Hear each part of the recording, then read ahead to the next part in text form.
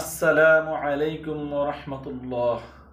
আপনি যদি আপনার ভাইয়ের দোষ ত্রুটি গোপন রাখেন, অর্থাৎ আপনি যদি আপনার কোনো মুসলিম ভাইয়ের দোষ ত্রুটি গোপন রাখেন, তাহলে মহান আল্লাহ তাআলা আপনারও দোষ ত্রুটি গোপন রাখবেন।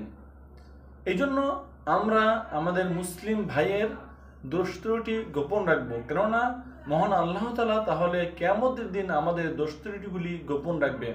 আমাদের কিন্তু অজস্র দোষ রয়েছে। আমরা যে খুবই পরহেজগার মানুষ এমন কিন্তু নয়।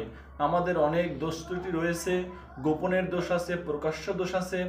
তো এই দোষ ত্রুটি যদি আপনি গোপন রাখতে চান, তাহলে অবশ্যই আপনি আপনার অন্য ভাইদের দোষ ত্রুটিগুলি গোপন রাখেন। আমাদের দেশে একটি কালচার আছে যে কোনো রাজনৈতিক ব্যক্তিবর্গ তার প্রতিপক্ষের ব্যক্তিবর্গের দোষ ত্রুটি খুঁজে খুঁজে বের করে সেগুলো প্রকাশ্যে ছেড়ে দেয়।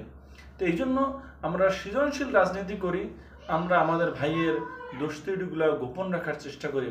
আমরা তো মুসলিম, দিন শেষে আমরা মুসলিম, আমাদেরকে মৃত্যুবরণ করতেই হবে এবং কিয়ামতের দিন আল্লাহর সম্মুখে দাঁড়াতে হবে।